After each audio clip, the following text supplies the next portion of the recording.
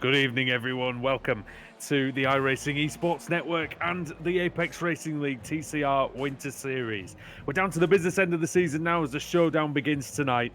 3 races around Autodromo Nazionale Monza. And it's without further ado, Andrew Woodhouse here with you, Sam Kumar on the cameras. I say ciao to Chaz Draycott. Chaz. Good evening, Andrew. It's brilliant to be back. It's great to be obviously commentating on this series once again. And what a circuit for me to jump back in at, Autodromo Nazionale Monza, like you say. Wonderful place, been there in real life. And the race in there is always tantalising. There's so much slipstream. We're going to start a drinking game for every time we say that tonight. I'm sure we're going to mention it once or twice, aren't we? Yeah, we're not responsible for the health and well-being of the viewership. Of course, tonight. Yeah, it's great to be with you, mate, and we'll have more from you, obviously, as this goes on, but we're just about finishing the qualifying session, and we can see that some drivers are trying to finish their fast laps. Let's just see if anybody can improve. Jack Sedgwick currently on provisional pole, 2 minutes, .081, and across the line they go. Alex Simpson improves to 8th place. I think he's the only one out of those guys that's actually made an improvement. Nicole Foggy's on a decent lap. Let's see what he does. He comes across the line. He was in 14th. He goes up to 11th. Yeah, only a slight improvement there for Nicole. Of course, you can see his teammate Richard Warmingham was on the timing tower on the left there in 14th place. So he's top of the AM drivers at the moment. And by quite a long shot as well. The next one down is David Van Broek in 21st place. The Belgian driver doing a 2 minutes 01.03. So as always with this series, Andrew, obviously it's very close times all the way down the order. You can see that on the left hand side now.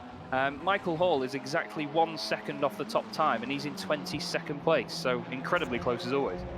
Yeah, you can't really make a mistake in qualifying here, because it can cost you not only a couple of positions, several rows of the grid.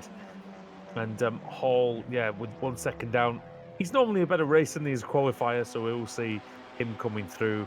But yeah, Chaz, you've raced in this series this season. I've raced in it in the past. You know, super competitive as normal here as we see the boosted guys going through a scary chicane. Is it about just surviving this first lap here? I'd say so, yeah. From what I learned when I first jumped back in at Interlagos is that this series hasn't changed in about 5 years. It is brutal on track. There's cars everywhere. And, you know, these guys are all so close together in terms of their performance. It's really great that so many of them have been in from day one and everybody's got used to racing against each other. So you get some great door-to-door action. But, my God, you really need to have your wits about you in the first few laps of these races. I mean, all the way through, but especially the first few laps when it's all bunched up. So I reckon slipstreaming, it's not going to become a massive thing on lap 1. You just want to make sure that you stay within the tow, so you don't obviously lose the guys in front. But it's going to be interesting to see how everyone manages these first few laps. John Roberts was being towed around by his teammate. They didn't improve for, by some distance actually for John. Lee Berridge, he's going to make his way into the pit lane. He didn't get through to start a lap in time. So Berridge coming in, and we do have the starting order. The grid will be on your screen in just a moment. But just to inform everybody at home about the showdown, points are reset. 10,000 plus the amount of podium credits that you've accrued over the season. And that means Nicole Foggy is leading the championship by just 5 points over Jack Sedgwick. And then Ross McFarlane is 19 points back. You can see it on the screen there. And then Dave Baker in 4th, Dan Kraft in 5th. Jamie Rushworth is now behind Chris Wood according to podium credits. But that on your screen is how they finished the regular season. You can see there. And then you've got Rushworth in 7th, Jason Cooper, Pete Harrod, George Simmons, Ash Sutton, and Wojciech Svidovic. They make up the pro category. And then in the AM category, Mark Woodhouse leads the way by 2 points over Richard Warmingham. John Roberts in 3rd, Adam Hedgecott 4th, and along with Michael Blake, joint 4th. Then Paul Smith, Kip Stevens, David Van Broek, Adam McNally, and Alex Nella rounds out the top 10 in the AM category. And in the teams, Apex Racing leading the way, Head of Sim Sports Racing USA, then XVR Sim Racing, then CQR, then V-Racer, then automech.co.uk.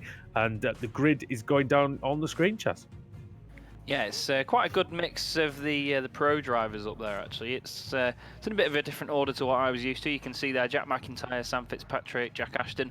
Those boys in the mix with some of the AM drivers there, Michael Blake and Lee Berridge on the 15th row of the grid. And you can just see there Chris Knox rounding out the back of the field in 43rd place. Matt Bunn in there apparently in the CQR car, 42nd on the grid. Not sure whether he'll take to the grid, whether he just jumped in for practice. He's actually showing on the grid. So I'm surprised to see Matt out there. I'm sure he's going to be giving it a go. He's just over there somewhere at the very back. I think he's in a Knight Rider Designs livery. If you get the binoculars out, you might be able to see him. And he might need those in order to see the start lights. Good to see a few new drivers in the series actually. Kyle Pokrevki, and then Lee Bowden, Chris Knox, names that I've not seen before in the series. So good luck to them. Good to see Sam Fitzpatrick out there as well, starting in 28th place. Well, we're just about to get ready for the start here at Monza, and well, we're going to see a great rush down to the first corner. It's going to be about surviving the Rettifilio. Let's see what they can do. Here we go then. 5 red lights above the drivers. The lights are off, the race is on. It's a decent start by Jack Sedgwick. Gets away very nicely from the grid. It's all about that second phase and really turning that power of the Audi TCR into traction. And they've done that extremely well. Sedgwick ahead of Wojciech Simidovic. Sven Glatzel is in third and might be a slight nudge from the braking by the German on the pole. Into the chicane, the 2 CQR drivers, Baker and Rose, pretty close together. And everyone seems to be being quite careful through there. There's just a couple of minor skirmishes, Chaz, but it looks like everybody's clear. Yeah, it was actually quite a tidy start. You could see everybody being very, very careful indeed. Sven Glatzel has got a decent start. He's just chasing after the... oh, is that a damaged... Is that ultimate car damaged? It looked like he might have picked up a slowdown if he went over the curbs a bit too hard. It is easy to do when all the traffic's around you. You can't see much, but there's Sven Glatzel in third place, side by side here. One of the Apex cars, that's George Simmons in the number 63 machine. Ross McFarlane just ahead of him in the V-Race car into Lesmo 1. Ross is around the outside, carries the speed then and keeps his place. But yeah, very, very tame start for these boys. Look like Jake Blackhall has lost four places off the start. I can imagine what he's saying, but I can't tell you. But hopefully he can get those places back very quickly. Yeah, it is a pre-watershed production at the moment anyway. And Ross McFarlane is third in the championship, so he'll be looking to move forward from his starting position of 10th. He's in 9th at the moment. Alex Simpson side by side with Jamie Rushworth. He's having a look at the former BSRTC champion, Rushworth, and Simpson returned to the series last few weeks and looking fairly good in P8. He'll be happy with that. These are the CQR boys. Dave Baker, Christian Rose, your team, Chaz, and it's not a bad position for them to be in the early going. No, definitely not. They're going to be happy to be running up there. You know, very competitive team. These guys really fight for everything. Slow down. I think it's a KRD machine. I think it might be Ashton. Yeah, I'm just trying to see. Yeah, he is dropping down the order a little bit, isn't he? Actually, no, Jake Blackhall has gone down 16 places. He's Blackhall. Yeah, so once again... Oh my goodness. Yeah, he's not had the greatest of starts, has he? 3 abreast here between Cooper, Palmer and Warmingham. Looks like Cooper's cleared Warmingham, but he's got Ben Palmer on the outside line. Oh, there was a bit of contact there. I think Dan Kraft is around. Oh, he's around. Number 22 car off. I think he might have just got a bit of a helping hand there. I can't quite see who it was that went with him. I know. Oh, and there's a boosted car spun. Might be Van Ryn. Sorry, Chaz, to interrupt. No, he spun round and absolutely walloped as he was facing the wrong way. And it looks like we've lost Knox. Chris Knox, I don't know what's happened to him, but it looks like we've lost him. Yeah, he seems to have dropped off the bottom. I'm not quite sure he took the start, actually. It's not registered any times that he's done or anything, so I think he might have just not made it, unfortunately. Maybe just jumped in for practice or something, but yeah, fingers crossed he can make it back to try and get involved again. Jack Sedgwick leads the way then, just half a second over Wojciech Simidovic. Of course, it's stating the bleeding obvious for those who've joined us before on the iRacing Esports Network, but for those who are new to the series, welcome as Wojciech Simidovic gets very, very sideways. I was going to say, Chaz, that being at the front is one thing at Monza, but getting away is almost impossible. Yeah, it certainly is. It's not something that you can do easily. You've just got to try and break that toe and run away. And like you say, it's not the easiest thing to do. You just got to hope that the guys behind you can fight. Of course, we look back now from Wojciech Svidovic at Sven Glatzel in the very wonderful, I must say, the V-Racer livery, looking great on that car. Really complements the shape of it. Sven gets a good run out the last corner. He's going to get a bit of slipstream, but he's got to keep his eye on Dave Baker and Christian Rose here, and the CQR cars behind him.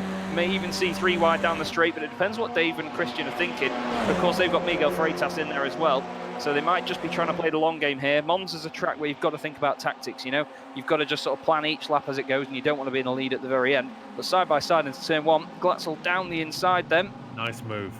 Yeah, nice textbook stuff. Oh, really. and he's Oh, been hit contact. by Svidovic. And I don't know if we might have to see another angle of that, Chaz. I don't know if he gave him, if they gave each other enough space there. I think Sven might have turned. Waiting for Glatzel. I think Wodge might have got a slowdown if he went over the curb, but I think that Glatzel turned across him, if anything. He didn't seem to leave enough room for my liking. I think Sven was just pushing Wojciech too much over the curb. Here we go then. Have another look back and see what happens. Here is the replay. Down the inside goes Glatzel. He judges the braking beautifully. You know what? I don't think that's anybody's fault. He just gets... They kind of get stuck together. And it looks like Sven's trying to get off him and just can't, really.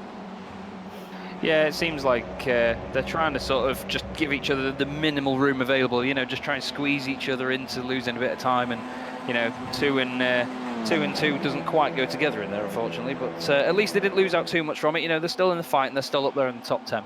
Yeah, still in that leading pack, and such is the nature of Monza that Christian Rose actually set the fastest lap on the previous time round. He's currently in 3rd place. He was in 5th before the accident between Svidovic and Glatzel. Foggy and Simmons getting quite close for comfort through Ascari. And this means that Simmons is really at the mercy of Chris Wood now. The Team Mad car on the charge. He's looking up the inside into Curva de Parabolica. What can he do? Chris Wood, not a lot there. Parabolica is one of those corners, Chaz, isn't it, where if you do go up the inside, the opposition do have the wider run, which does allow them to open the throttle a little bit. Yeah, it certainly does. I mean, it's just about trying to maximise your exits around here. A lot of people do try and go into a corner too quickly, but if you overshoot it, then it's too easy to wash off all your speed as you go down the straight. Looking here then at Chris Wood side by side with George Simmons. He's going to try and go down the inside into turn 1. Out breaks the Apex car. George gets a little sideways on the brakes. His contact. He's around. Wood gets spun around. They sort of all continued to just pile in, didn't they? Yeah. So Wood's going to have to wait quite a while to come back. I think I saw Ash Sutton 3 wide in the background, having just set the fastest lap. Well, he wouldn't be Ash if he wasn't 3 wide, would it? He's always pushing, always fighting. We all obviously know what he's like on the circuit. I think it was Jason Cooper that was involved there in that. I think he actually just got pushed into the back of the car in front, and there wasn't really a lot he could do there as it all concertinaed together. Real shame for Chris, but you know he'll be fighting back as soon as he can. As we look at Ash in 19th after gaining 18 places already. Yeah, we've all tried, haven't we, to sort of get off the car in front and slam the brakes on and to be punted from behind, and it does happen. It's nobody's fault really, but a lot of the time in these touring cars actually, because when you're behind them, they're fairly tall, aren't they, really? And you can't always see 2 cars ahead of you. No, definitely not. I mean, especially on a track like this where you're going to be slipstreaming people, you're going to be right behind them, tucked up behind us as a CQR car there. That's Rushworth as well. On the outside. That's Simpson going through on Rushworth then. They've both been passed by Ross McFarlane, who's really on a charge, and he is now on this front pack where this is where the action is coming from. And this is Rushworth trying to come back at Alex Simpson then into Parabolica. Rushworth, former champion of the series. Foggy wants to be the champion. He's just behind in 10th place. He leads the Showdown standings with the most podium credits during the season. Yeah, he's done a cracking job so far, Nickel Foggy. He's one of those guys, isn't he, where you put him in any car and he's quick. You know, he's so rapid everywhere. And now what he's done is box Jamie Rushworth in there. He's used this to his advantage. Well, bizarrely. Sorry, Chaz, to interrupt, but bizarrely, Rushworth and Simpson were bump drafting each other and were going slower than the XVR car. Although I know from racing, quarter panel! There goes Simpson, he's in the gravel. Oh, it was just he sort of washed wide a little bit on the throttle. I don't think Foggy wanted to get out of it. And then, you know, we've all seen the quarter panel in the Kia before, and it's still a thing in the Audi, obviously, but not to the same effect. It takes a tiny bit more effort to get one successful, doesn't it? But yeah, that's really annoying for Foggy. But I don't think there's anything really they could have done about that one. There was a point that I was going to make before that. I think it was just that.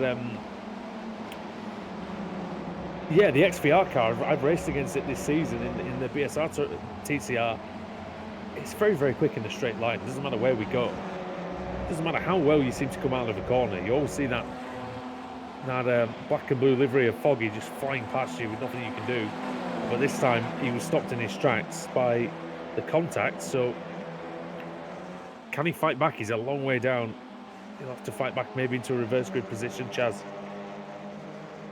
Yeah, he's got to try and hope on that. That's the thing with these racing evenings, you know, when you've got 3 races, you've just got to try and sort of plan out your night. You can have a really good result in the first one, and then other things not quite go your way, and you know it can change so quickly. You know, it's the course of a racing evening. You've just got to try everything you can in each race. Some of these guys are very tactical about it. They'll think, you know, oh, if I'm just sort of on pace with the guy I'm chasing here, and I'll need to do something silly to try and get past, then I won't do because I'll be ahead of him on the grid for the next one.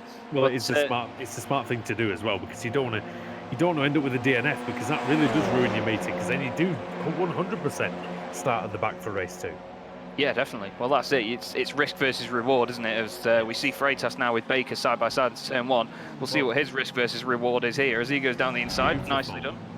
Blackhole set the fastest lap, by the way, so he's coming back through. Is the Aussie? Oh, into the gravel, Freitas. It's not going to help the momentum. There was still a tiny bit of an overlap there, I think, and he just didn't want to turn, Dave, so he thought, well, I'll just pop it on the gravel and just be courteous. It's really cautious stuff from him, but that's what you want to see, you know? You want to see these guys avoiding incidents at all costs, and that's exactly what he's doing, but he's going to try and go for it now as he's got... Oh, look at that, flying up the inside. Sven Glatzel into the Rogier. That was really ballsy. Oh, yeah. I mean, we know that Sven Glatzel can pull some big moves out. Oh, Sutton's crashed. Oh dear. Ash. What's happened to that CQR car? It's like a bit of a state. Let's see. It's coming through Curva Grande. He's right with Warmingham. And 21 is Pete Harrod. Oh, Warmingham, he got twitchy on the braking. He just quarter panel Sutton. And you know what? He gets away with that pretty well. It looked pretty... He almost looked a bit broken, did that car, when it came back on, but... That's what happens when the car's going slowly. I think it deceives the commentators a little bit. Yeah, definitely. It's quite difficult to damage these cars to a point where you can't drive them. But he certainly did well there to make sure that he didn't go in a wall. But yeah, about the only thing you can do to it is hit the wheels quite hard, can't you? Really, and break the suspension. We've seen that several times. Yeah, certainly. It's one of those things where one moment it can feel fragile, the next minute it can be built like a tank. And I know that when it first came out, everyone was saying that it's a bit more of a tank compared to the Kia, which had suspension made of cracker bread, let's face it. But Jack McIntyre just going past Van Broek there. Sorry, Blackhole. He's got Van Broek in front of him. I shouldn't read the timing screen upside down, should I? Good and bad is the fact that this car is more durable, because... You know, it's good in a way because you don't want your race ended by the smallest tap. But also some of the drivers have decided to, shall we say, use strong arm tactics over the last few months. And it's, you know, it can be a bit controversial sometimes, because drivers do get in their heads a little bit of boldness, shall we say, when when they know that the car isn't going to get damaged. Yeah, definitely. It's again, it comes back to the whole risk versus reward thing. You know, you've got to be so cautious about everything that you're trying to do over the course of a race, and just make sure that, you know, you're not sort of damaging your own progress by trying to sort of go forward. It's a very difficult mindset. Oh, that was Simpson looking up the inside of Lee Berridge, and Sutton simultaneously trying to look up the inside of Alex Simpson. Simpson thinks about going to Lesmo. Sutton tries the outside in Lesmo 1. That's not going to work, my friend, I don't think, because that's not the line at all. It's very dirty out there on the outside of Lesmo, because all the gravel gets deposited back on the circuit. Yeah, and that's something they also have to think about. You know, you don't want to ruin the surface for your teammates or anyone else around you for the rest of the race. Here comes Simpson then. He's got the inside line into Ascari. Sutton decides he wants a piece of it as well. He's having a go on Lee Berridge and he forces his way through. That's really clever from Ash Sutton. Really very clever stuff. He saw that Berridge would have to leave the door open for Simpson. And he just slid on in there. That was good. Oh, off at the Ascari. Somebody's very wide. Automet car, massively off. I think it's Martin Sampson. Yeah, he went flying off to the stage left there, didn't he, really? He's going to have met the wall quite hard. I'm amazed he didn't hit the wall. I think he might have just jumped the curb or something there. Oh, we've seen cars flying over those curbs before, haven't we, in Ascari? Dear me. I think I saw somebody do that in the Pro Series, in the Road Pro Series once. Somebody went absolutely flying up into the air. This is Woodhouse and Wood working together. Oh, the Team Mad colleague. Oh, Berridge! Berridge moves on the braking and just sort of shoulder checks Chris Wood. Like, get out of here. Yeah, it's just, oh, this is my racing line. Get off. And, oh, there's a car in front of him there going slowly. Number 83, that's Mark Woodhouse. He's just going to try and get around him there. Did Alex Simpson and Ash Sutton have another incident, did they? Seems like it. Oh, 3 wide here, actually, with the number 12 car. Ash is just going That's through Sam Fitzpatrick. That's our colleague, Sam Fitzpatrick. Having a decent outing in the Audi. 26th place isn't bad. Yeah, it certainly isn't. He's doing well there. And we know that he will get quicker the more races he does because he's a very solid driver indeed. He's got nearly 4,000 iRating, and as we know, everybody who has nearly, you know, over 3,000 especially is very, very tidy indeed. That's why I don't have over 3,000 I'll admit. But yeah, you're right. I was about to say the same thing, mate, to be honest. Well, Sam is a very consistent driver from when I've seen him. He's also a very consistent commentator as well, very good at it. But, I mean, if I was him, I would just sort of let Ash go, just try and set him on his warpath and just see who he goes to chase down. He's obviously got a big gap in front of him, well, so, you know, he doesn't want to bounce. Sorry, there is a huge battle for second. Oh, wow, there is. Dave Baker and Sven Glatzel side by side. Baker's fought his way up from 4th on the grid. Oh, here we go. Wojciech Savinovic now. He's going to the inside. We're going to have 3 wide. Miguel Freitas is thinking about 4 wide. I don't think he's... I was going to say I don't think he's stupid enough. I hope not. So, on the inside. Oh, Savinovic just clears them. That's nicely done. Yeah, that was really well played. Very well played. Baker loses out there as he runs wide on the left-hander part of the chicane. He obviously had to get out of it just to make sure that he didn't make contact with Glatzel, and now Freitas has taken advantage and gone through. He's got McFarlane behind him now as Baker, but there's a little bit of a gap, and then he's got his 2 teammates, Christian Rose and Jamie Rush, within the other CQR cars, trying to chase him down. They've also got Ben Palmer and Jason Cooper in there as well, so great train of cars here, multiple spreads of talent with these guys, but as they hop through the chicane, it's just getting closer and closer every lap, Andrew. It's amazing, isn't it? Colin Cunnish just lost 3 places. He's dropped down from 19th to 22nd. Savinovic and Glatzel using every inch of the track, as you can see by them flashing red on the timing tower, showing that they have gone off the circuit briefly. As they try very, very hard to... Oh dear, excuse me, to break away from the group. Yeah, I know that one, yeah. Are you doing shots because we're saying slipstream or what? Oh, I wish I was. But we were talking... We were talking about how hard it was to break away at the front. Jack Sedgwick, I was about to say earlier on, I think before something else happened, that he would have been hoping that the rest of them start battling each other. It's exactly what's happened. He's got a massive lead now. It's nearly 8 seconds. And he absolutely, well, sorry, it's 6.5 seconds, but absolutely flying away. We just saw him in the distance.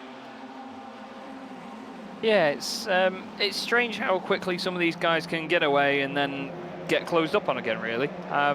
There seems to be a spread for a lot of them where they'll fly away and then suddenly get caught up, so we'll see if that changes, but I don't think it's going to any time soon with him. Obviously on a track like Monza, it depends on the slipstream, you know, because it's so much of it is just having your foot flat and travelling in a straight line. There's not as much talent involved to get it round as many corners. I mean, the chicane's difficult, as we see McFarlane diving down the inside of Baker. A bit later on the brakes, he's got to be careful he doesn't hit Freitas. Oh, Baker, how how has he managed not to hit him? I've no idea, but just make a tiny bit of contact with Baker. The 3 CQR cars in a row. Trust me, that's not what you want. Driving for CQR has really opened my eyes to a lot of things with these boys, but while they are amazingly talented, if this was a practice session, they wouldn't all make the next corner. Yeah, I've raced with them a couple of times as well. Practiced with them a couple of times. It can get interesting. Yeah, especially with Ben Palmer at the back as well. But good trainer cars, though. They certainly look good. Obviously, Jake being the designer. Oh, Foggy. look at this! Foggy involved in some more nonsense at the chicane. Roberts as well. Oh, here it is, the start of it. So this has happened well in front of where the Scotsman was. So Roberts on the brakes. Oh, and it's the Automech car that just basically... Oh, no. That's not great, is it? And then the other Automech car. It was the 27. That's Rob Graham. And then into the back of Foggy was Martin Sampson. So they're all ganging up on him. And here's Foggy again. Graham moves across. Oh. Pretty clumsy is that from Graham, I must admit, that time. But John Roberts might just give him a receipt in a minute. It'll be interesting to see if that happens. Yeah, Foggy's about to send an invoice as well to go with it. So we'll 2 by 2 coming up to Ascari with another Automat car and another boosted car behind. This is going to be some sort of like gang warfare. Here we go. The leader's coming to the line though, Chaz. Oh, already? He's going to win the race. We've just hit 20 minutes. Jack Sedgwick for Apex Racing Team takes the win and takes the lead in the Drivers' Championship. Tremendous stuff by Sedgwick. Wojciech Svidovic gets second place, 1-2 for Apex Racing. Sven Glatzel in third, then Freitas, then McFarlane. Baker in his customary sixth. And look at all these drivers coming across in such short order. That's amazing, the amount of the spread there down the straight. You can see them. And speaking of short order, here's the final few corners for the Automech boys against who's going to be a very bullied Lars Van Ryn at the moment. He's not going to know what cars are in front of him, what cars behind him. He's going to hate the colours blue and orange by the end of the race. He's getting squeezed over a bit. Is he going to beat him to the line? I think, is he? He's going to do it. He did it. He did beat Rob Graham to the line there, only just. That's fantastic. Really, really close stuff. But I think Rob didn't help himself there by squeezing him to the right, because all he did was shorten the line that Lars could take. But I think he should have maybe, well, yeah, he could have tried to stay to the right. I don't know if that would have happened, but I don't know if that would have mattered. But you're right. Graham then, I wonder if there was something went on between Graham and Roberts, on that lap, because Graham did finish a couple of seconds behind Roberts, and he was a couple of seconds in front of him, so yeah, who knows? A few drivers, though, Chaz, there didn't have a, shall we say, a smooth race. No, definitely not. But like I was saying before, this league is brutal. Like in terms of how close it is, one little mistake when you're in a battle of about 5 or 6 cars, and all it takes is for somebody to not see it coming. If you're a bit sideways, someone dodges you and then they hit you and spin you around, or they don't expect you to brake where you might not normally brake, or there's so many variables when you're fighting so closely that it can cause incidents. But yeah, it's always to be expected, but I'm pretty sure that we'll see these guys fighting back through the field, and of course they'll be hoping for a good reverse grid position as well. Yeah, which we're gonna decide in just a moment or two. Just gonna go through the finishing order then. Jack Sedgwick with the win, 6.7 seconds in the end ahead of Wojciech Svidovic. Sven Glatzel was third, Miguel Freitas fourth, Ross McFarlane in fifth, Dave Baker sixth, seventh Christian Rose, eighth Jamie Rushworth, Ben Palmer in ninth, and Jason Cooper in 10th. Pete Newman was 11th ahead of Pete Harrod, with George Simmons in 13th, Richard Warming in 14th, 15th Adam McNally, and the 16th for Jack McIntyre, 17th for Jake Blackhall, and David Van Broek in 18th. 19th was Michael Hall, Jack Ashton in 20th, Adam Hedgecock in 21st. We didn't even see him or Ashton really in that race. Colin Cunniff 22nd, Michael Blake 23rd, Ash Sutton and Alex Simpson 24th and 25th, Paul Smith 26th, Sam Fitzpatrick in 27th ahead of Mark Woodhouse, and then 29th was Chris Wood, Rusty Laidler in 30th, Dan Craft 31st, Matthew Bunn in 32nd, Lee Berridge 33rd, Nico Foggy 34th. He'll be looking for a better race next time round. He'll be hoping for that reverse grid to be a big one. John Roberts in 35th ahead of Luke Cooper, and Kip Stevens in 37th, Lars Van Ryn in 38th, Rob Graham in 39th. We saw Martin Sampson 40th, Cal Prokrevsky in 41st, the American, Lee Bowden then in 42nd, and Chris Knox didn't take the start. Well, So it's over to Sam Kumo, who's got the reverse grid wheel ready to go. Sam, that was a good one, and hopefully the reverse grid's going to provide another. Yeah, that was certainly action-packed, and I think with the next one we will see way more drafting and overtaking here. So let's spin the wheel.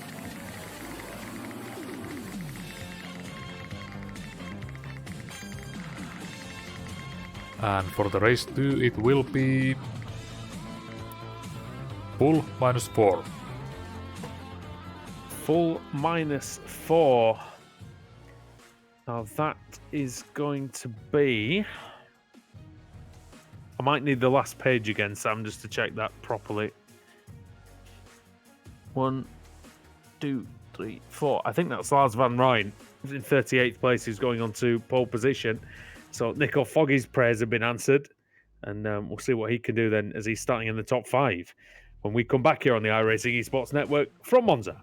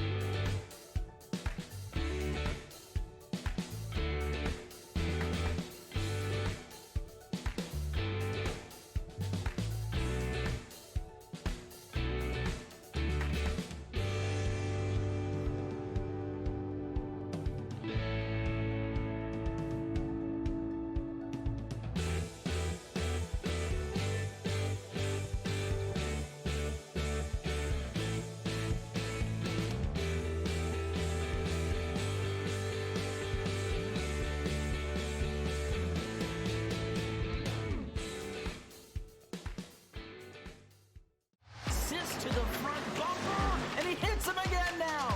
Rayon Fowler into the outside wall. He's gonna pass nearly 3 cars down that front straightaway, and he's gonna get them all done with. What amazing! Race lead to the inside goes Logan Cloudman is gonna touch in. Pit press sideways. What a save! Look to the outside as Tronke goes off. De Jong into second place. I'm going for the switchback. Oh, pinpoint driving. It's howling down to the inside.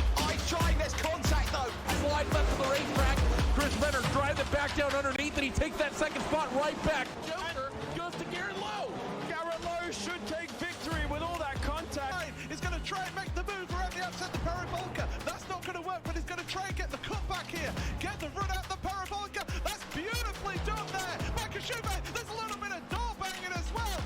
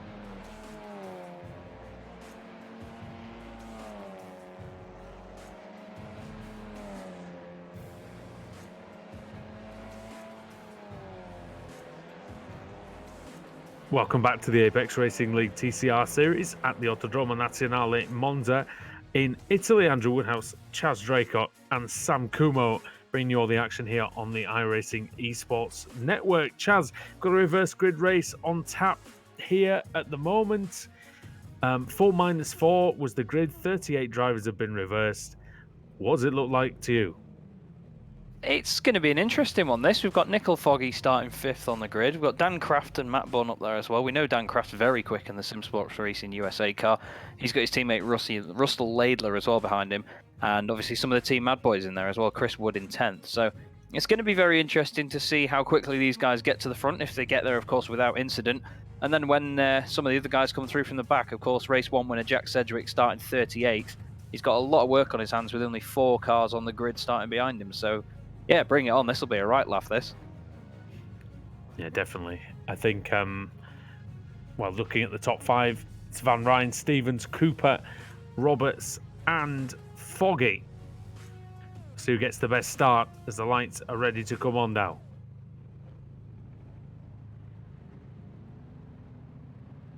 Here we go. 5 red lights again. Round 2 of the showdown is underway. Wasn't a great start by Van Rijn. Terrific start by Luke Cooper. And Kip Stevens also got away decently as well. Cooper's got ahead of him though, and challenging into turn 1. Nico Foggy trying to go around the outside in turn 1.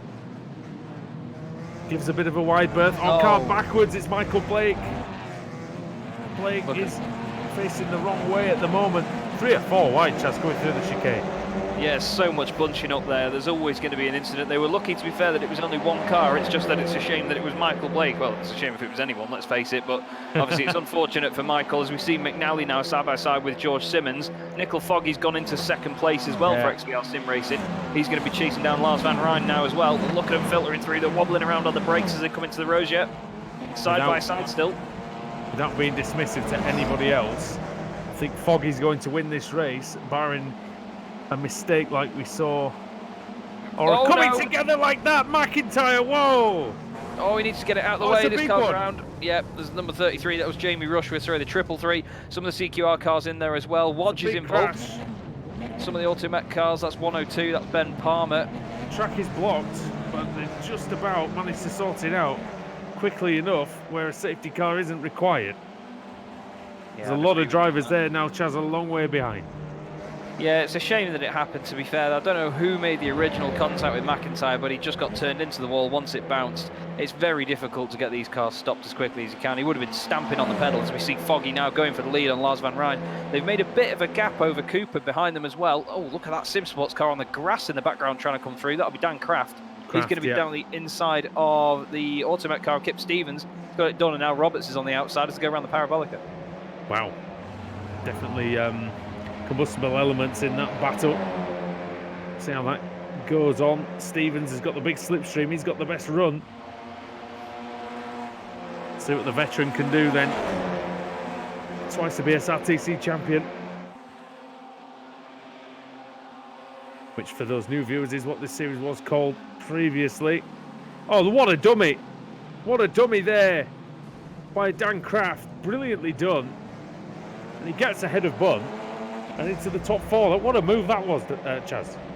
Yeah, that was very nicely played out by Dan Kraft there. He's got, well, pardon the pun, he has got good race craft, to be honest. Oh. He lives up to his name, does our Dan. Sam, can we get a replay of that, please? And yeah, you talk us through it, Chaz, because I thought it was tremendous, this move. So he's lining him up down the straight then, using all the slipstream that he can.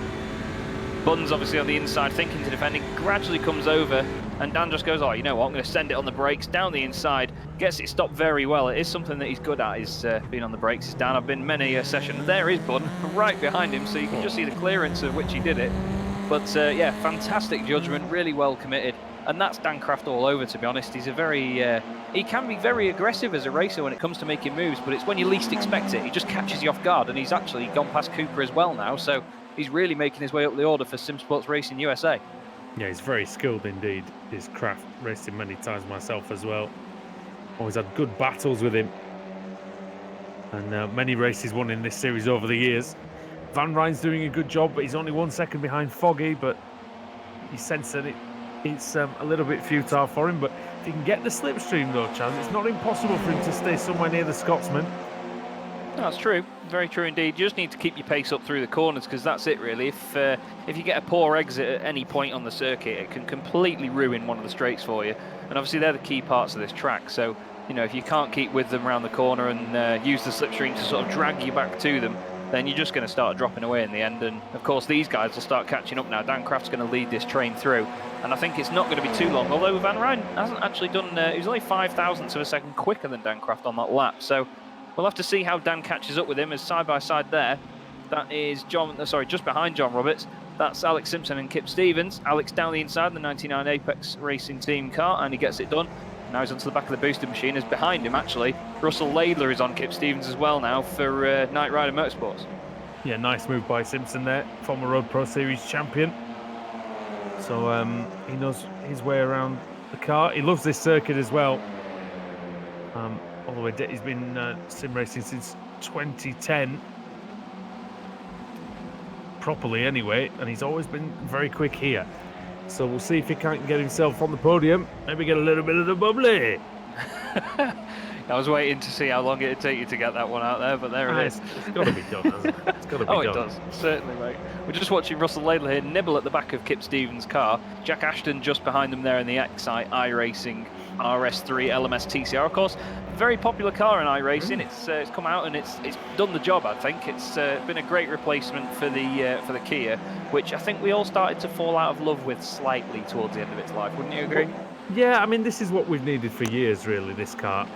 Yeah, proper front-wheel drive touring car, but one that feels like you can race it in. It's not that you couldn't race the Kia. I'm trying to think of the best way to say it. It was the confidence of going door to door, wasn't it? In this thing, it's a bit sturdy. It's not too fast in the background. One of the KRM cars all over the all I would imagine. Most probably. Ben Palmer's about there as well. Michael Blake involved. But I do think that the racing in this car is. It's slightly harder to overtake as well in this car, and I do respect that, because I think the drivers have to work for the moves a little bit harder, and I think saw a few teething issues with that early on, but yeah, it seems to be sorting itself out as they get used to it. Fastest lap by Chris Wood, 201.1, and Hedge got very close in those stakes as well. Sorry, mate. Laidler was just trying to go past Stevens, but he's actually lost out to Ashton as he was pushing him down the straight. It's not worked out. Side by side, that's Sam Fitzpatrick there with Paul Smith. Paul just slotted in front of him.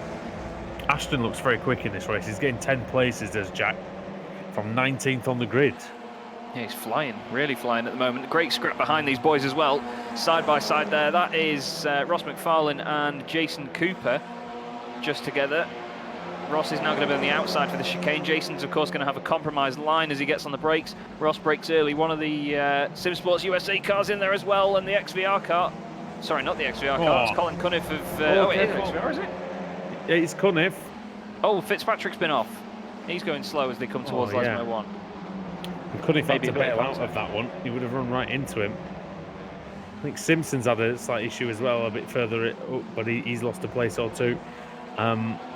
He's behind Roberts now. He's making the attack though as they go to Ascari. Speaking of making the attack. Kraft's taking second place from Van Ryn. Oh, he took a lot of curb though. Will that be a slowdown, do you reckon? I think he might get away with that. Yeah, hopefully so anyway. Not that biased. Now, can Van Ryn come back at him down the straight though? Oh, there's that's Alex Simpson in the background actually with John Roberts. And Cooper as well on the outside, on the, well, what would be the inside, it's with the outside of the last corner. And Ashton's going to get involved as well here, Woody, so maybe more positions for him. Alex is just in front onto the brakes. Yeah, you've got to be pretty late on the brakes to outbrake Alex. And he gets in there nicely. And now... Cooper's been quick though, hasn't he? Cooper's going to be on the back of him. Well, he'll be hoping that maybe he can drag this group further forward towards the podium positions. You can see the bubbly running away. The bubbly in the form of Matt Bunn, in this case. Well, Van Ryn actually is the one, isn't he? Yeah, Van Ryn. Oh! Under brakes. What's happened? He broke a bit early. Oh my goodness! goodness! Catapulted into the air and he hits Craft. Oh, what an accident for Simpson. Oh my god! I don't know what caused that. There. I think and he that's just game got- over for him. He got a tap onto the brakes. I think Ashton was that close to him that he just tapped the rear end. That's the car the went old- completely sideways, and then he got launched by the curb. Let's have a look. That's So the here's old Ashton. Tony Liuzzi job, isn't it? Oh, Oh yeah, he broke earlier than Ashton was expecting. Then he couldn't get it stopped, hit the curb, and then smashes into Dan Kraft. Dan would have absolutely, I can't tell you, but yeah. I think the front right. I imagine he's got front. Imagine the front right was done, and that's why he couldn't continue. But big disappointment for Simpson. What an accident that was! That was one of the most spectacular crashes that we've seen in the ARL TCR, and that's saying quite a bit. Yeah, that was huge. That Dan Kraft now down in 16th place through no fault of his own. But look at this train of cars here, Woody. It's unbelievable, absolutely unbelievable train. Oh yeah, and it's going from Luke Cooper in 5th all the way down to 25th, isn't it, Dave 20 Baker? Yeah. 20 cars in a train. Welcome aboard. This is the hype train as we come to Ascari. Next stop, There's incident. no quiet coach here. Oh no, there's Kraft now and Cooper side by side. Oh, they bit more might be contact. They might be needing the drinks trolley after this. Oh, I think I will if my blood pressure gets any higher. Flipping out. One of the V-Racer cars on the left now. They're going to be 3 wide. That's Adam McNally in the middle. John Roberts is in there as well. Sorry, it's Van Broek. I can't quite tell those greens apart on those cars. Those people at home playing the slipstream drinking game have died, so we'll send condolences to their family and friends. Oh, and off goes Cooper. He was nerfed, it looks like, by I don't know who by, to be honest. It's just a sea of Audis. Oh, that's going to be. Oh, surely that's a big one. On off goes Adam McNally. That was parting of the seas there, and Adam McNally was the wave on the left, and into the wall he goes. He's just about managed to. Well, whoever that was that hit him managed to survive as well. Don't honestly know who it was. More shenanigans. Adam Hedgecock there making a nice move on his teammate. Russell Laidler in there as well. George Simmons and Kip Stevens side by side. 63 and 55. Oh, what's happened to Van Broek? Oh, there he is. That's in the gravel for him. He's tried to blend into the wall, hasn't he? Yeah, let's have a look. This has got to be the outside quarter panel, hasn't it? He's run it deep into the brakes. Oh, in front of them, Chris Wood gets a nudge. Going around the outside.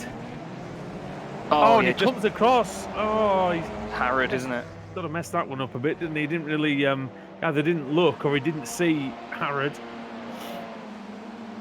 Still side by side here as well between Harrod and Blackhall. Harrod down the inside. They've got Ross McFarlane just behind them in the V-Racer car as well.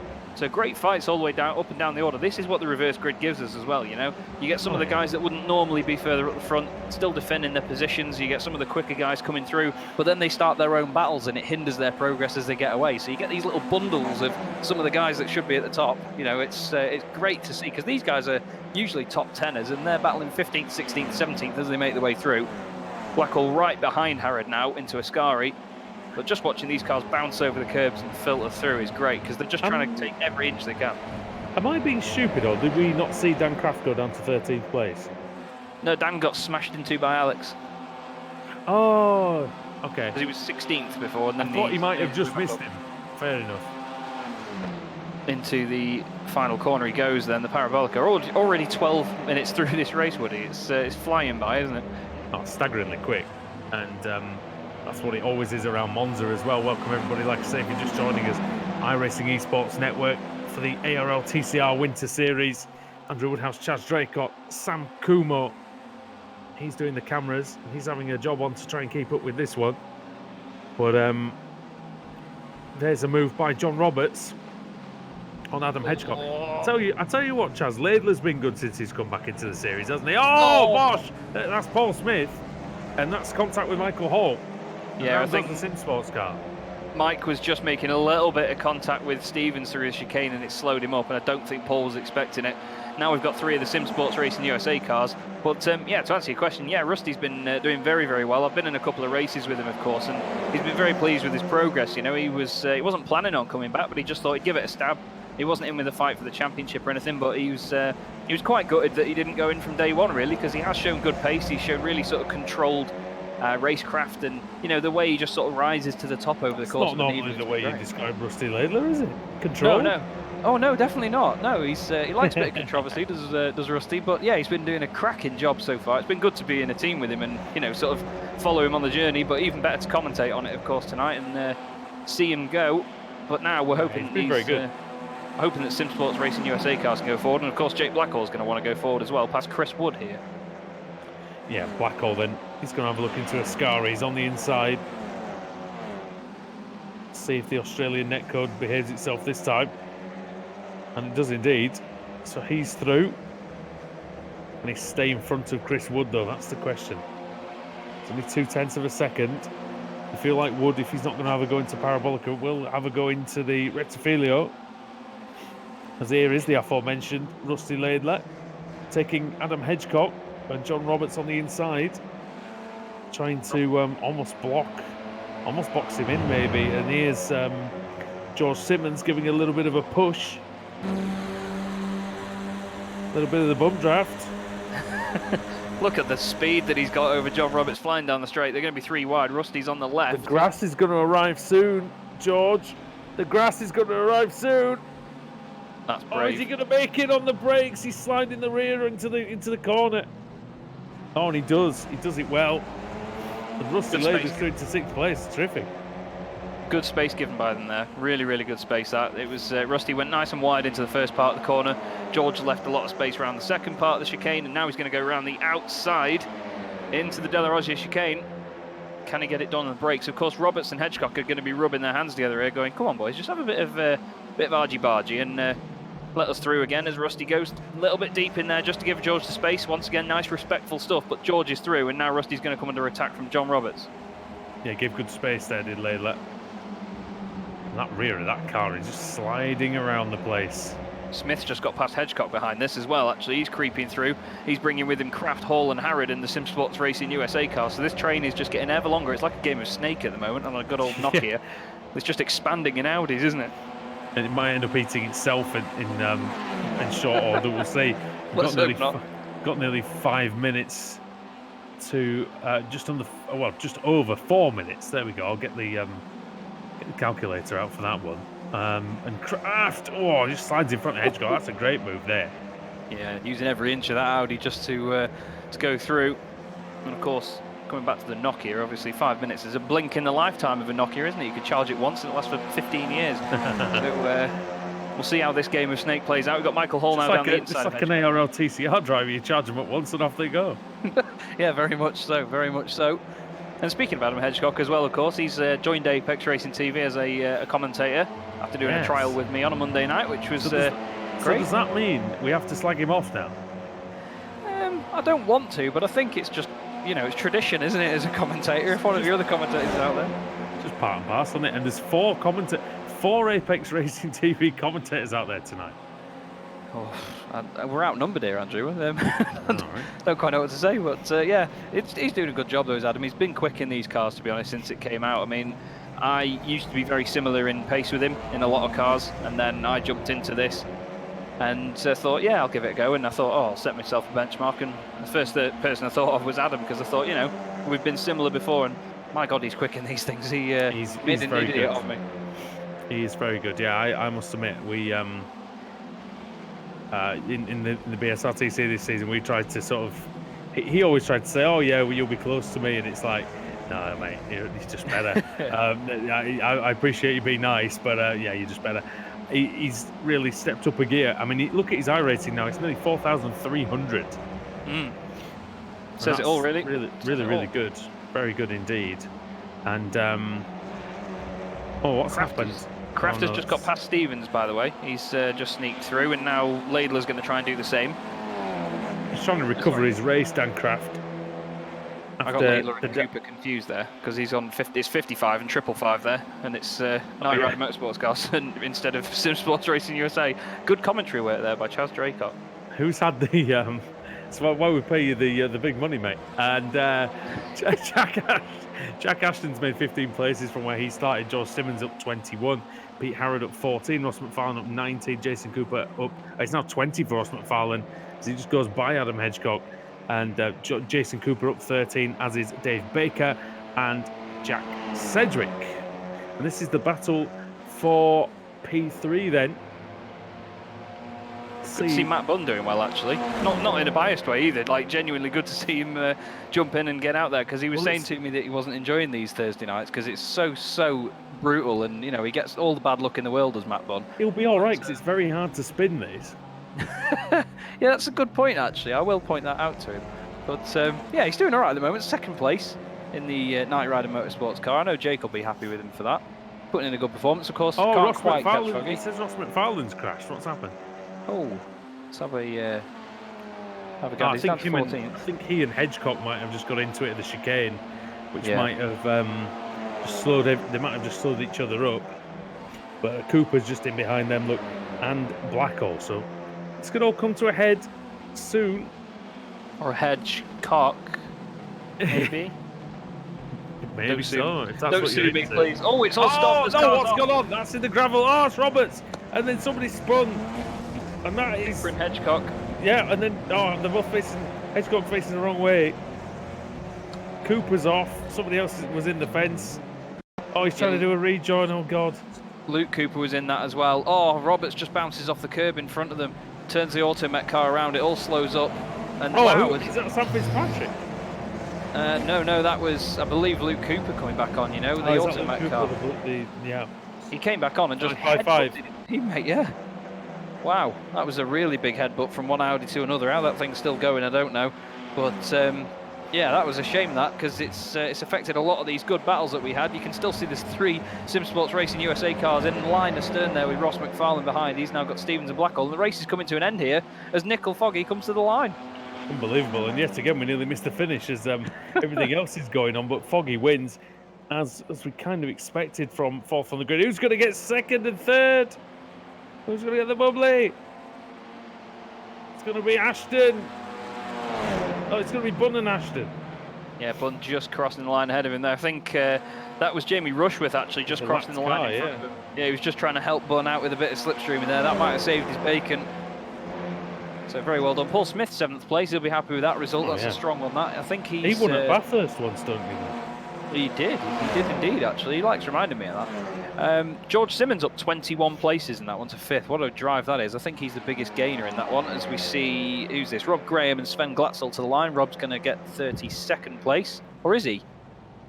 He almost moved out of the way of Glatzel. Then he actually lost out to him. Slow down. Maybe so. Bit strange, but yeah. Glatzel then gets 32nd. Ignore me, not Rob Graham. But wow, what a race that Alan was. menuing it, but I don't think he. Showdown will be not sure he'll be doing that. No, I don't know about you, Andrew, but that was what we come to expect from this series. Absolute chaos, but so much entertainment. I mean, I'm sweating here. It's wow. This is action packed. I've forgotten how hard this was to do. There was so much going on. I've actually got a headache. But it was very, very good indeed. And we love bringing you those kind of races here on the iRacing Esports Network. It's an absolute pleasure when the racing is like that, and I'm sure the pleasure will go to Nico Foggy because he wins by nearly 10 seconds over Matt Bunn, with Jack Ashton in 3rd, Lars Van Rijn with the top AM driver in 4th, George Simmons 5th, Rusty Laidler in 6th, 7th for Paul Smith, as we mentioned, Dan Kraft in 8th, Pete Harrod in 9th, and Michael Hall in 10th. McFarlane was 11th, ahead of Stevens, then Blackhall, Wood, Fitzpatrick, Baker, Rose, Cooper in 18th, and then 19th was Newman, and then Sedgwick in 20th, and then the rest of them going down there: Warmingham, Cunniff, Roberts, Cooper, and Palmer, and then Van Broek, Blake, McNally in 28th. 29th position was Wojciech Savidovic, and then Martin Sampson in 30th, 31st for Ash Sutton, 32nd for Sven Glatzel, 33rd for Rob Graham, then Woodhouse, Hedgecock, Bowden, and Pokrivki. And then Berridge was on the lead lap, still in 38th, despite a few incidents, and then the retirements who won't be eligible for the reverse grid: Alex Simpson, Jamie Rushworth, Miguel Freitas, and Jack McIntyre.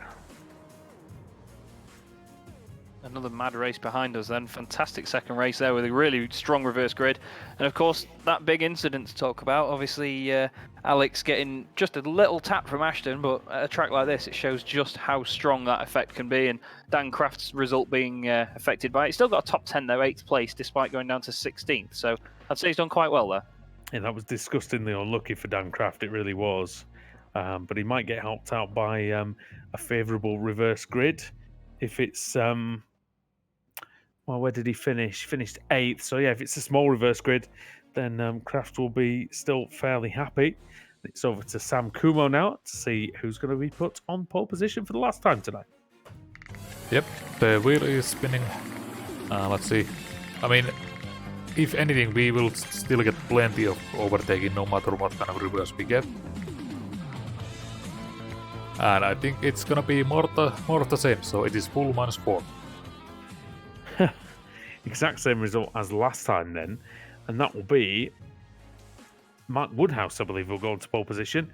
He finished 34th, so it looks like he's going to be the one standing on the pole, with Rob Graham in second, Sven Glatzel in third, Ash Sutton in fourth. That's a tasty front two rows with Samson and Savidovic just behind them. So stay tuned, everybody, here on the iRacing Esports Network for more action from the ARL TCR Winter Series. We've got a cracker ready for you coming after the break.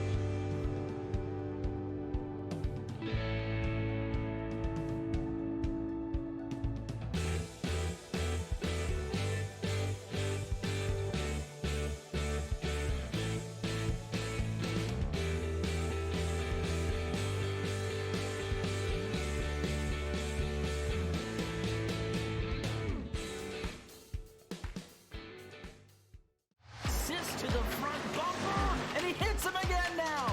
Ray Alfala into the outside wall. He's gonna pass nearly 3 cars down that front straightaway, and he's gonna get them all done with. What amazing! Race lead to the inside goes Logan Cloudman is gonna touch in.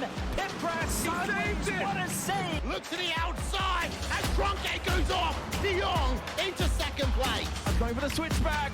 Oh, pinpoint driving. It's howling down to the inside. I trying this contact though. Slide left of the racetrack.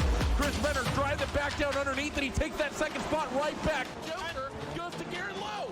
Garrett Lowe should take victory with all that contact. He's going to try and make the move around the upset the Paravolca. That's not going to work, but he's going to try and get the cutback here. Get the run out the Paravolca. That's beautifully done there. Makashuba, there's a little bit of door banging as well.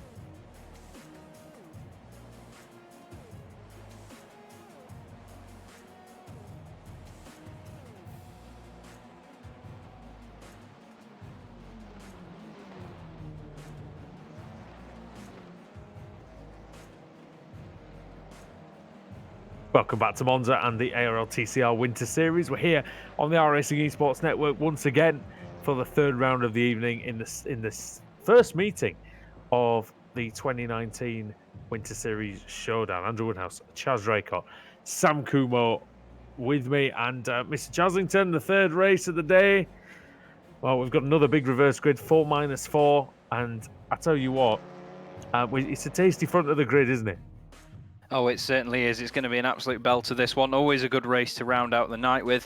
And I can't wait to see how these boys get going and how everybody attacks it into turn one. We've had quite tame starts so far. I think we only lost one driver, Michael Blake, in the first corner in that last one. So hopefully we can go for the 0 this time and everyone get through cleanly. But you can never guarantee it with these boys. Well, there's the grid. Mark Woodhouse on pole position, Rob Graham in P2, Sven Glatzel in third, Ash Sutton in fourth, Martin Sampson in fifth, Wojciech Svidovic in sixth, seventh Adam McNally, then Michael Blake, then David Van Broek, and then Ben Palmer.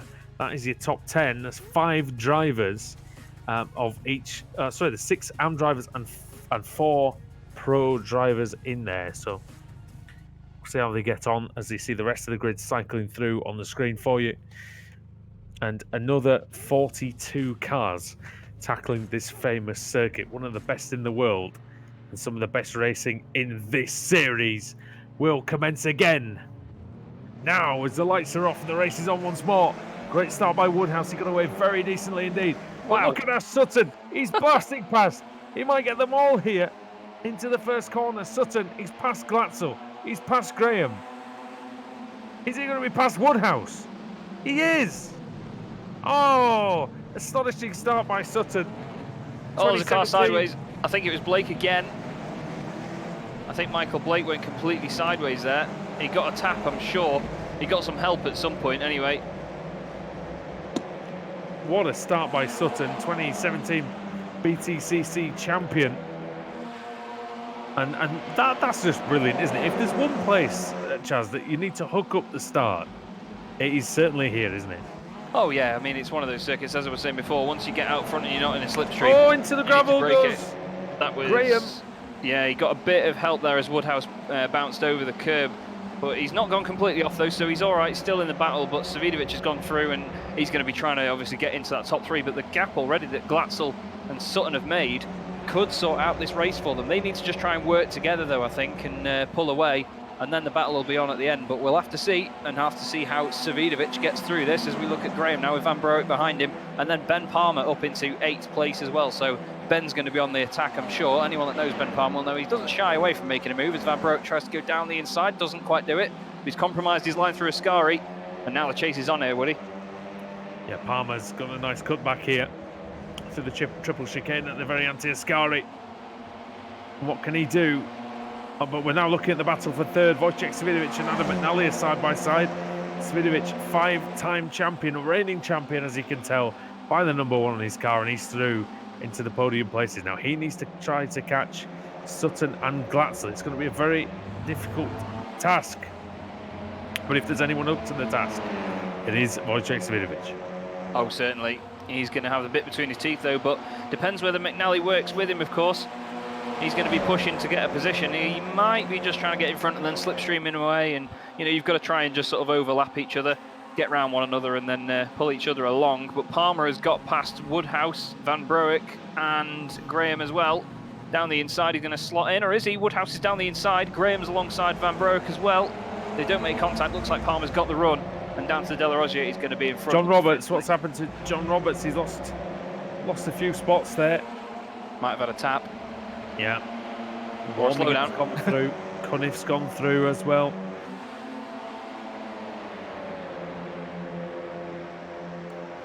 Yeah, it's all not a great start for Woodhouse. Chaz, he started on pole. He's down to 7th place. And the man who was leading the AM category coming into tonight, not having a great show of it now. No, he's having a bit of a tough. He's already got to 5th in the championship. Yeah, he's got Graham alongside him now, and then his teammate as well, of course, is going to be giving him a bit of grief as well. Oh, Graham and Woodhouse. Has Woodhouse got a slowdown or something here? Because he's lost a lot of speed out there. I think he has, yeah. he might just be trying to keep the points, you know. He might just think, these guys are battling really hard and getting very aggressive. I might just back out of it and, you know, just save my position a little bit. But just in front there, that is Cooper going past Graham now, trying to make ground and catch up with Van Broek because he's going to break the slipstream. And it looks like Graham took a lot of that curb there. It'll be interesting to see if he gets to slow down. But Blake in the middle and Sedgwick now is going to come past Woodhouse, sorry. This is quite a tough track to play that game on, though, isn't it? Because if you are careful, if you're maybe too careful, you will get swallowed up. And there's a car sideways coming out of the Ascari chicane. Somebody's crashed into the wall. I think it's Lee Bowden. You're not wrong. He's ended up into the... Oh.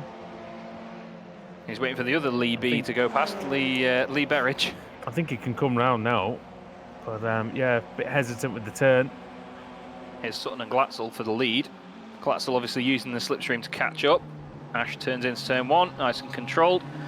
But Glatzel, I think he might just play the game here, you know, Woody. He might just follow Ash and work together, not put a move on him and just break away from the rest of the field because they've got to think about Savidovic coming behind them, haven't they?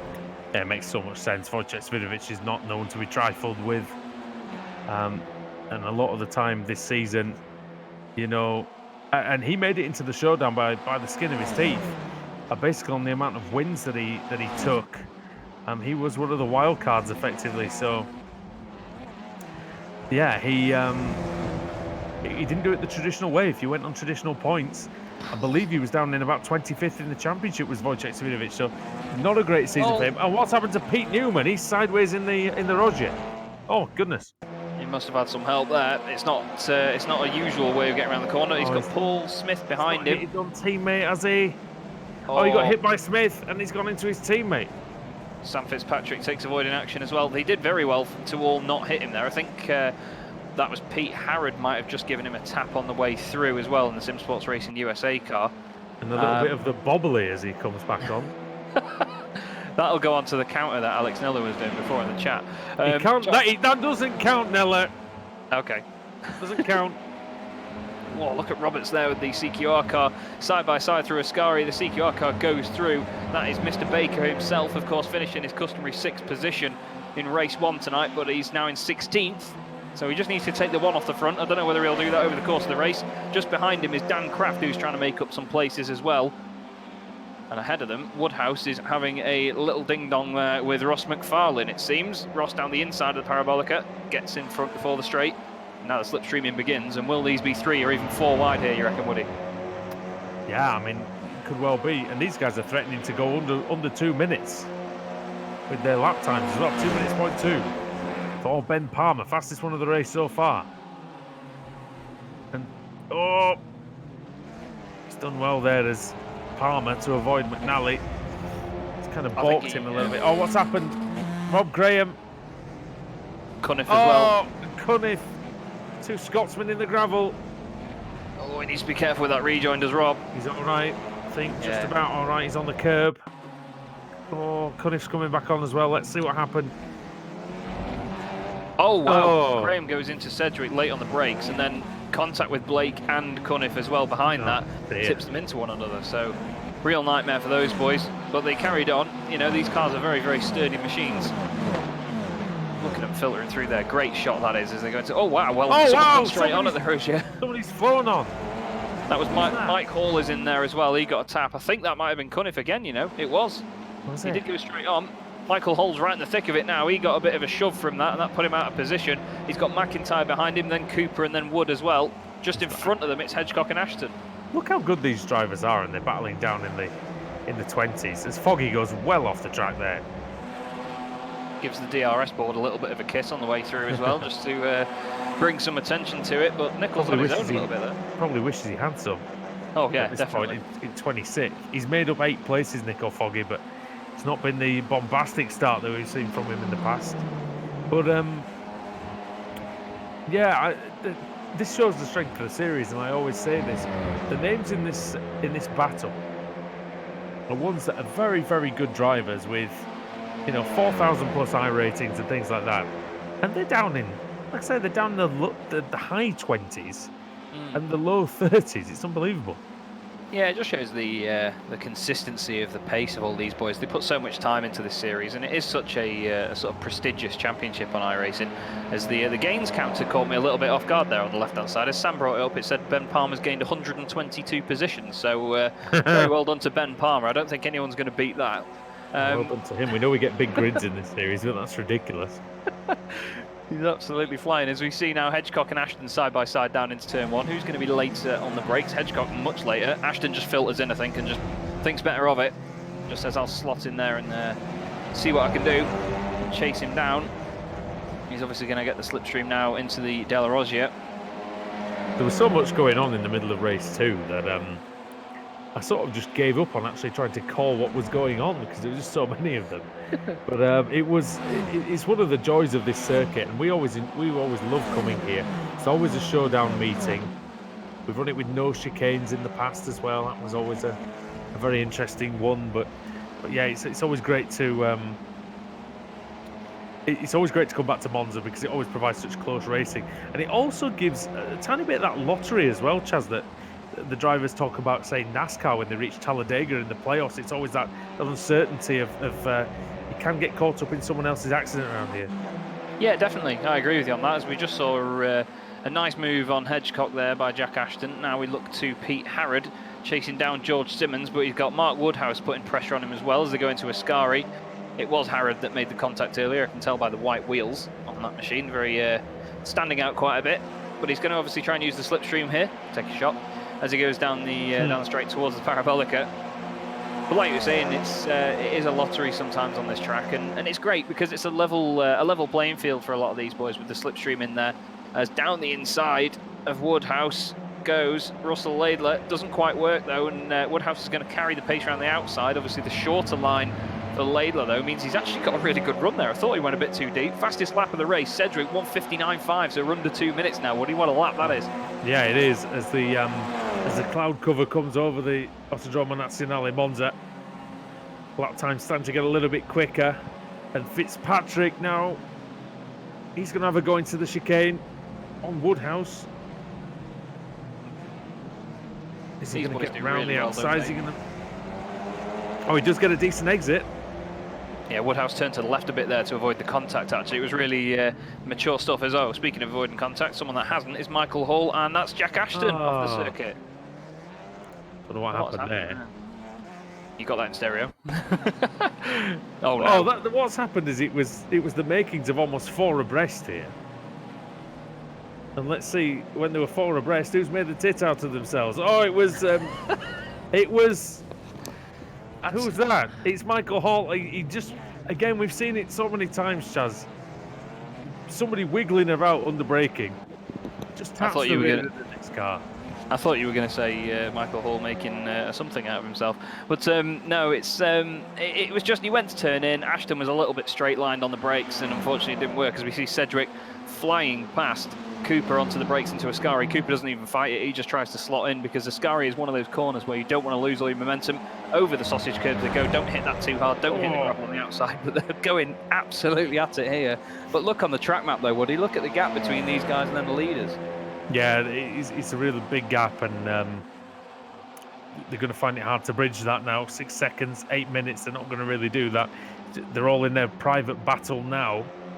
There is a possibility, they're still 3 seconds ahead of the group behind, I suppose, so not really going to be under too much threat from the likes of Dan Kraft. We'll have to see though then as they tuck in. There is Cooper. Look at that shot of the Audi going down. It looks brilliant. Van Broek's just pushing him down the straight as well. And then you've got the V-Racer car McFarlane behind. He's going to be just waiting for these boys to have an accident. Cooper's gone past. And does he Cooper get it slowed down? He does. Oh, that's close. Cedric gets a run though. Cedric's done all right there, to be fair. He's not made contact. That was nice. And now David Van Broek's down the inside as they go round Curva Grande. Oh, a bit of door banging. Oh, bit man. of a tap there. Tell you what, if you have a crash, in Curva Grande, it's going to be massive. And he's saying that now for Van Broek. He's over and he's out and he's across the course and he's collecting Kraft. And then there's an Automec car in the wall, and that's Martin Sampson. Martin Sampson is stuck in a catch fence. Oh, there's Oh, cars there's another still going crash off down at the Road here as chicane well. at the road here, yeah. Simmons it is. Simmons is off. Sam Fitzpatrick nearly goes into space there on 2 wheels. It just didn't need to happen, Woody. It really didn't need to happen. They made a little bit of contact Necessary, wasn't part way it? round. They just had a little bit of a door bang, but I don't think that unsettled them enough to make contact. I think, to be honest, it was a bit of a squeeze from Cedric, maybe turning right a little bit. And I mean, I can't obviously point complete I blame think we at should anyone, have a but- look. Well, I can, and I think we should have a look on the replay and see whose fault it was. Never mind Judge Judy, it's Judge Woody. Oh, it's Cooper, wasn't it? Not Cedric, sorry. See, Van Berwick was washing out wide a little bit, but Cooper we maybe see turned in. Can we see the rear chase or the chopper or something on that one? I just want to see if he comes off of the line, Chaz, really. Yeah. There was more than the car's width on the inside. Yeah. Let's have a look. You know what? That's a racing incident. Yeah, it's easy for him to come together. I mean, these cars aren't easy to turn around like that. To be fair, he does get the car out of the way as quickly as he can. And Dan Kraft, I don't know how more people didn't collect him there. That's actually a testament to the reactions of some of these drivers, to be honest. You know what? I think it's a racing incident because Van Broek got the worst of it. Because I think he was the one who moved slightly across to the left. But yeah, I would call that a racing incident just for the fact that I think that it was largely. It wasn't. Nobody to blame really on that one. I think. I don't think you can really lay 100% blame at the door of anybody, like you said. I think we should blame Michael Hull personally. Rob Graham then, 23rd place, going around Curva Grande. Behind him is McIntyre and Hedgecock having a little bit of a scrap as well. Beautiful lighting effects there as the sun reflects on the cars. Of course, these last races of the evenings in the late afternoon setting, as they hop over the curbs, you can just see the track reflect. Look at the speed that McIntyre carried through there then. He pretty much lost Hedgecock and gained a lot of time onto the back of Graham. There you can see the conditions on the right-hand side. Sam Kumo very quick on the cameras and the overlay as always. He's absolutely hot on it. I will say that iRacing have done a hell of a job over the last maybe two to 3 years of the lighting and the changes they've made. And oh yeah, I really do think it's this sim is legitimately beautiful at times now, and yeah, but don't do an Adam Bath and get the sun confused with the moon. Somebody on the chat says Brexit caused that crash. It probably did, to be fair. Yeah, blame Boris. We can always blame Boris for that. Well, going back to iRacing being pretty though, I mean, as you may have seen, I made a bit of a trade doing screenshots for people for a while, and one thing that really annoyed me was the fact that iRacing didn't have motion blur, and they've absolutely nailed that. And more recently, they've updated their depth of field effects as well for any nerds out there. And they used to have issues where if you wanted a car that was close up to a camera with the background blurred, that was absolutely fine. But if you wanted a car that was far away with the foreground a little bit blurred and then the background behind it a little bit bit of bubbly blurred, you had no chance. But now they've absolutely nailed it, and we see Sam Fitzpatrick there defending from Stevens, and this is Rushworth with Simpson behind. He turns in a little bit on the brakes there. Alex reacts to it, gets a good run out the first corner, and the battle continues here. But I've got too excited about lighting effects now. I'll shut up. Alex and Jamie's a good old battle, though. Speaking of which, I bet you're dead excited for the new flight simulator that's coming out, aren't you? Oh, don't get me started. Do not get me started. That looks like the most stunning thing I think I've ever seen on a computer game. But here's Simpson is through. Taking no prisoners over them curbs though. Rushworth going with him, of course, but I think Jamie just got out of that then and thought, yeah, Alex is going to have this on the brakes. We may as well just try and work together and go forward, because obviously they've got a bit of a gap to Roberts. They're not going to gain that time in the remainder of the race, of course. But it did just make me think when you were talking lighting effects though about that and all the weather and things. I mean, that's the dream in the end for iRacing, isn't it? Is obviously wet weather, and I'm sure it's coming. I'm sure it'll be done, and when it comes, it'll be good, because like everything else with iRacing, when it's arrived, even though it might have been a bit late, like we were a long time getting the touring car, but we've got one, and now it's tremendous. Is the Audi. Oh yeah, definitely. I mean, the little glints on the cars as they go around the parabolic are there, and the new spec maps, of course, that they've done, where you can now finally Yes. change the glossiness of certain parts of the car. You can make them matte as well. Seen some stunning liveries come out. I mean, Jake Blackhall's done wonders on that CQR livery with the matte black parts and these satin metallics on the yellow and chrome little strips. He's finally got it exactly how he wanted it to look, and you know, all the boys in CQR have been very excited about it. Ash, of course, doing it justice at the moment at the front. Sven Glatzel going with him. And these boys have done what I said they should do, really. What is that? Well, there you go. Ash not playing the game there and gone wide. But do you think that was tactical? So he's behind Sven Glatzel now? Absolutely. Yeah, he's playing the game, actually. I said he wasn't, but he is. Absolutely. But Sven's got a good Because gap on him. I think that, you know, not to say that Sven hasn't done a lot of these races, because he has. But Ash Sutton's been in the championship longer than I've been covering the championship for. And that is over 5 years now. So I feel like he's been in this position many times. And now look, Glatzel slowing in the apex. I wonder if he is even almost trying to bait Sutton. It's like the end of a Moto3 race, isn't it? Nobody wants to be at the front. Yeah, exactly. And Savidovic and Palmer are behind as well, and they're closing rapidly here. There's another lap very after this, quickly, surely. yeah. Oh, actually, we've got 40 seconds left. Sutton's gone down the inside, though. I wasn't expecting him to do that.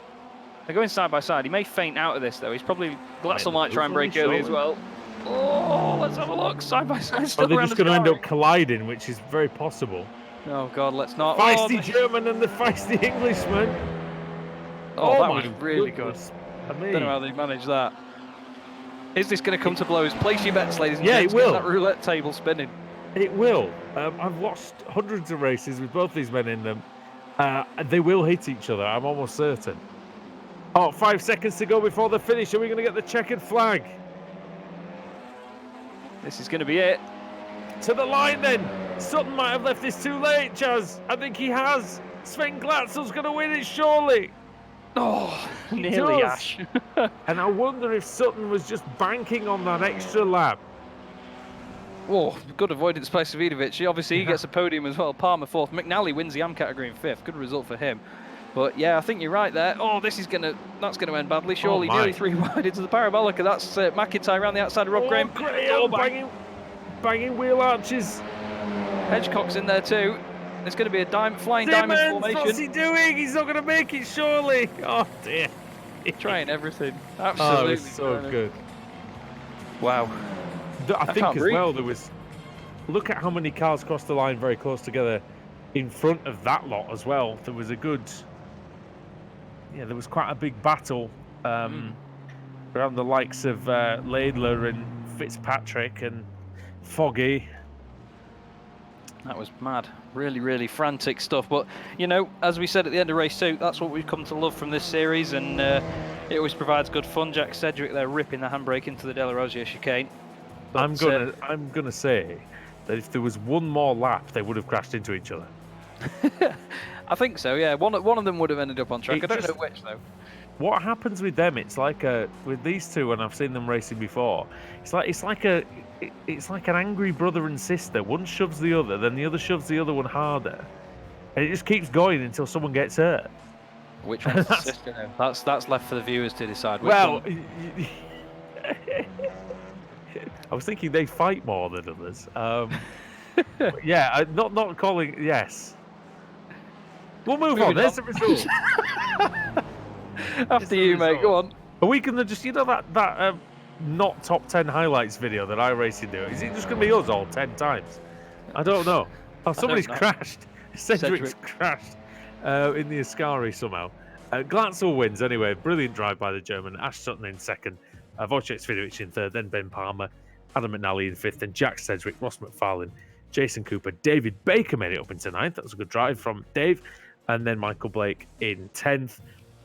And then the rest of the top 20 on the screen there: Robert Simpson, Rushworth, Blackhall, Laidler, and then Fitzpatrick, Stevens, and Foggy. Kraft and Smith round out the top 20, and then it's Woodhouse in 21st. I don't know really what happened with Mark Woodhouse there, because I don't want to sort of be down on him there for that, but that wasn't the pace that we've seen from him in the past. Starting on pole, I would have probably expected more. Maybe it's not a track that he likes that much.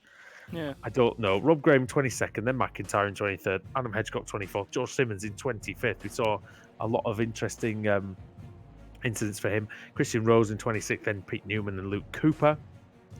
29th was Van Ryn, and then Wood, Hall, Ashton, Pokrivki, and Berridge, and then Warmingham and Bowden. Bowden was still on the lead lap in the end after his spin at the Ascari. And then Pete Harrod was 1 lap down, so he will score points, which is important. The ones who won't, David Van Broek, Martin Sampson, Colin Cunniff, Matthew Bunn, and Miguel Freitas. And Chaz, that was a really great meeting. I mean, the first time that we've had the Audi in the showdown here at Monza, and yeah, it lived up to the billing, didn't it? Oh, definitely. That was fantastic to watch. Really, really exciting. We hope, obviously, you've all enjoyed watching it as well. It was great to come back and commentate on this for such a fantastic night of racing. There was a couple of incidents here or there, as we come to expect, but yeah, really, really strong stuff from everyone. Some beautiful manoeuvres, and of course, plenty of that beautiful slipstream. And like I was saying before, it's a real sort of playing field leveler there.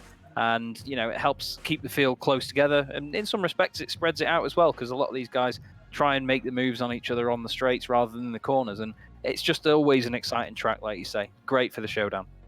Yeah, and we have got a couple of interviews. I will keep it to I will keep this to a couple of interviews so we don't go too long. But Sam Fitzpatrick joins us in the commentary box, and Sam, bit of a baptism of fire for you out there today, wasn't it?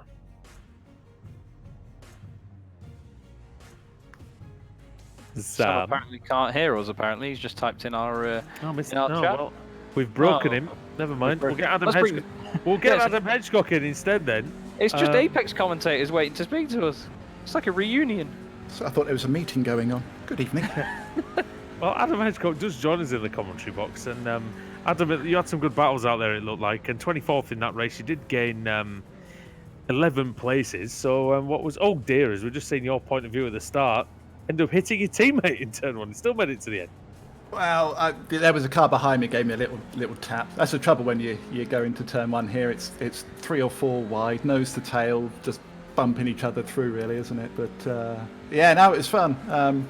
First and third race were some real good battles. Second race was a bit of a write-off, though, unfortunately.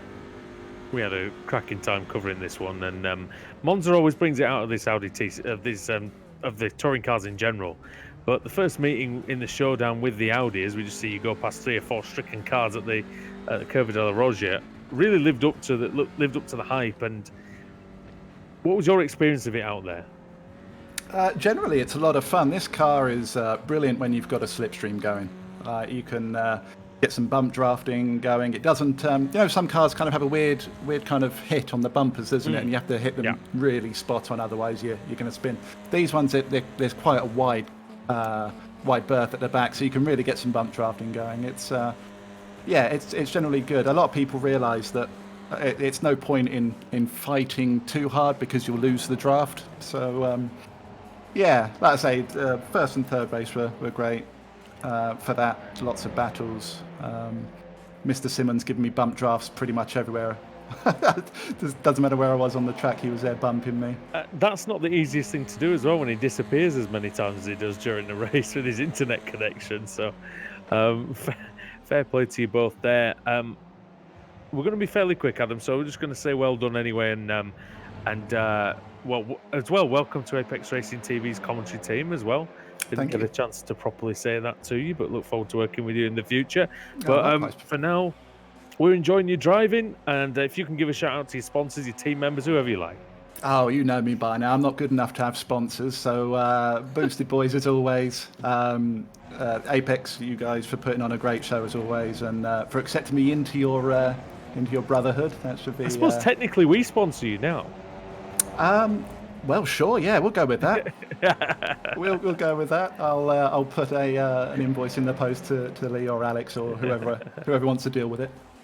But yeah, that's about it, really. Well, thanks for joining us, mate. Chaz, have you got anything for Adam? Hi, mate. Hi. It's great to see you join in the Apex Brotherhood, as Andrew says, mate. It's really good to see. Obviously, after we did our little trial on a Monday night. great to see your pace, of course, out there tonight as well. And I'm pretty sure that we'll hear your sultry tones over the airwaves again very soon. Oh, let's hope so. And yeah, thank you again, dude, for helping me get to where I am today. It means a lot. It's all good, all good. We're all in this with the same game, but pleasure as always, mate. We'll probably speak to you next time around anyway, won't we? Yeah, sounds good. Well, thanks very much, Adam. We'll see you next time, mate. Cheers, Have a good chaps. Christmas. And you, yeah, Merry Christmas to everyone. Yeah, Merry Christmas, boys. We'll see you in the new year. Yeah, you will. Cheers, then. Nice one. See ya. And now we'll try again with Sam Fitzpatrick. Sam, can you hear us, mate? Yes, I can. Thank you very much. Here he is, Mr. Fitzpatrick. Sam, as I what he can't was hear going him to at say, all. what he was going to say before, that was a bit of a baptism of fire for you out there, wasn't it? It sure was. I mean, that was tough. It was always going to be tricky jumping into the season, and I mean, this place pretty good to get up to pace because there's not many corners, thankfully. It's many straights, and even they I can do.